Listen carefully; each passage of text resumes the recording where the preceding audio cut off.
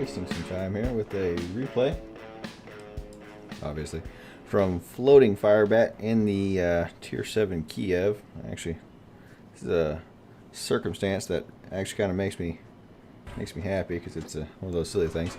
Anyway, so this guy's name is FloatingFirebat. He's on Land of Fire into Kiev. I mean, there's just so many things going right together. Anyways, we're going to see how to play the Kiev as a nice little gunboat here. I've seen the end screen, so I thought it was fairly impressive. I know somebody's probably going to ask, however you feel about XVM or stat trackers. It is in World of Warships now. That's what those numbers are next to the team panels. So there's that. Anyways, and it's set up right now. I don't really like the number it displays right now. It's just the average XP, which can obviously be changed or modified depending on if you have premium or not, because that's the number it's tracking. You know what I mean? 50% more for people who run premium all the time, like myself, so it's not really the most accurate number. There's a different one that shows a whole lot of info, but it gets rid of the damage tracking. Anyways, FloatingFirebat is engaging 4 enemy ships there right off the bat. It's okay. And we'll say, how do you do some enemy ships here? Definitely the right choice to go back to his team. Managed to not get shot. That's nice. Putting some fire into that Colorado. A bit close to this Amagi, but he is head on, so not too big of a worry.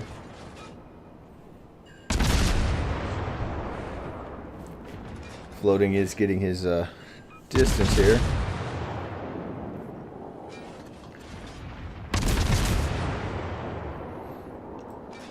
I also do like on the XVM on the side there, the lit up light bulbs are the currently spotted enemy.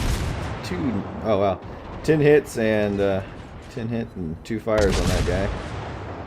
It's very nice. Floating's just gonna leave him with his fires and let him enjoy it. Onto a Nagato.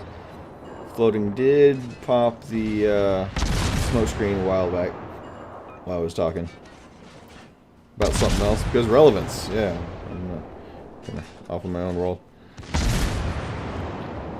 That's one thing I don't like about the HE on the Kiev. You will get a lot of those no damage hits. It's so annoying. Actually, it does kill that Amagi with the fire damage from those 2 fires. He did also take some torpedoes though, but that is a nice kill there. We're racking up the hit counter in the side there a little bit. That's a swing and a miss though. I'm gonna assume another fire on that guy. That Firebat's smoke is about to run out here. I'm assuming he's about to start moving.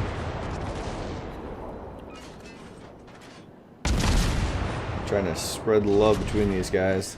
That one salvo on the Atlanta landed 2 fires. Floating's just trying to help him out with the it's called land fire.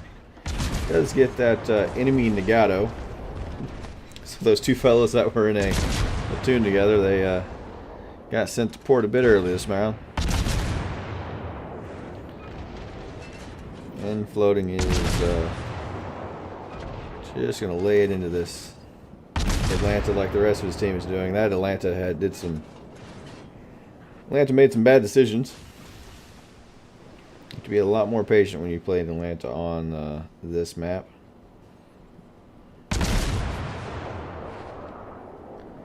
I did unlock my Kiev recently, and I really do like it. And like Floating here, I do have the advanced firing training. Floating is keeping an eye on all these guys and is maneuvering when appropriate.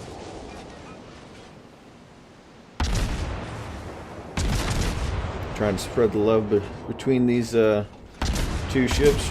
assuming trying to get the max fire set. Damage done. Does do a bit of a beaching. Or shore leave, or a tactical beaching. It's all the same thing. Check it out. We'll say floating does seem to be well, minus grounding right there. It's pretty aware of the enemy and what they're doing. Even if I mean, that Miyoko, the ARP, he should really have just lit up floating right here and made floating pay for that, but he was not paying attention. Can't make somebody pay for a mistake unless you actually even see it yourself. Here's floating, turning back around, and gonna go with his North Carolina with these guys. It looks like it's always good to help out a battleship. I mean, I like doing this. I mean, it's a gunboat. Might as well use it. I'm pretty sure the actual torpedo range is only 4K, so I mean, if you're not shooting your guns and causing destruction and mayhem, you're not doing it right. Again, splitting the fire between several ships, trying to keep the fires going. That's a good idea. And up to 12 fires already. This looked like that Miyoko, I believe, launched some torps.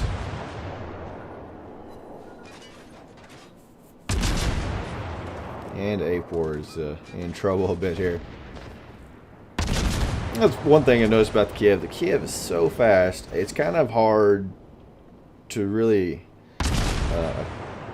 lead it effectively. A lot of people seem to have trouble with leading the Kiev and floating, using that smoke screen again.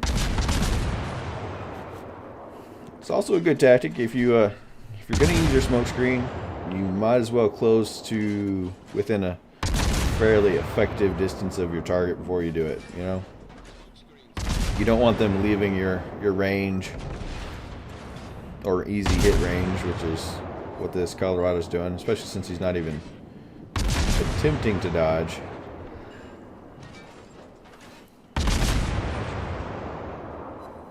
Oh, like a situation like this, I mean, setting those fires is nice, and there's another one. Yeah. That'd be fire number 14. That North Carolina, man, he is he's trying. The floating had that fire on that Colorado, looked away like, yeah, that one's gone, but did use that repair party to decent effect, but got completely nuked by a battleship anyways on floating steam.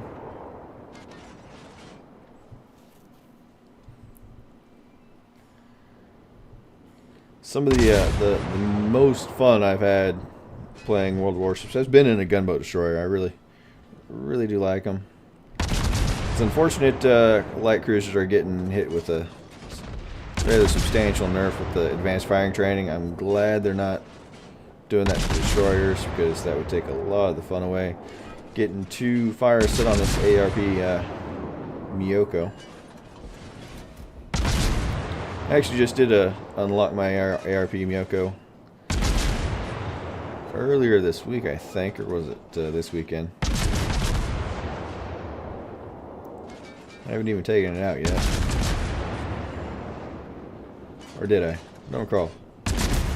This Miyoko finally decides to shoot at floating. But it's too little too late. Last salvo there, earned floating a Confederate, and there, oh man, so close to a kill right there. I thought floating had it. And there is Mr. North Carolina. Okay, floating looks like like there's a plan there. Head first on to a North Carolina, setting the fire. If this guy turns out this fire before floating gets there, that would be so silly. And he's not even turning away. I mean, that's what this North Carolina really needs to do. He needs to turn away and run. He should have ran. decent hit from the North Carolina, but that's just not enough. You have a destroyer that is this fast bearing down on you. You have to try to maintain distance for as long as possible, so you can try to whittle them down. But the Kiev's torpedoes are really short range, but they are so fast. There's just there's just no way there's possible to dodge that. And floating, putting out some shots against that Cleveland. Cleveland is one of those ships that I generally don't fear in a Kiev, just because their shells are so slow, and that ship is, the Kiev is so fast. It is kind of a mismatch. Oh, he took a big hit from somebody, and it looks like floating is gonna get him there. Nice kill number 4. 84,000 damage on the 84,000 damage in a destroyer. Very nice. Confederate Witherer, high caliber, and a devastating strike. Man, that's just silly. That North Carolina, man, he should have tried to run. It may have just saved him, you know, because he did have floating down almost by half. But we'll never know now. Anyways, and now we're hunting down a Hatshuru, a Nuremberg, and a Benson. I don't see 2 Bensons. Hatshuru and a Nuremberg on the enemy team. Track them down and kill them. There's one of the Hatsus. Here's a interesting glitch that you have on replays. If you zoom in, I guess floating is trying to admire the old Kiev, or look at the scorched wreck of some of his ship here. But the camera does cut through the ship on replays. It's kind of weird. I don't know why it does that, but apparently ships don't have any matter to them, I guess, when it's a replay. That's kind of interesting thing. Wargaming, what's up with that?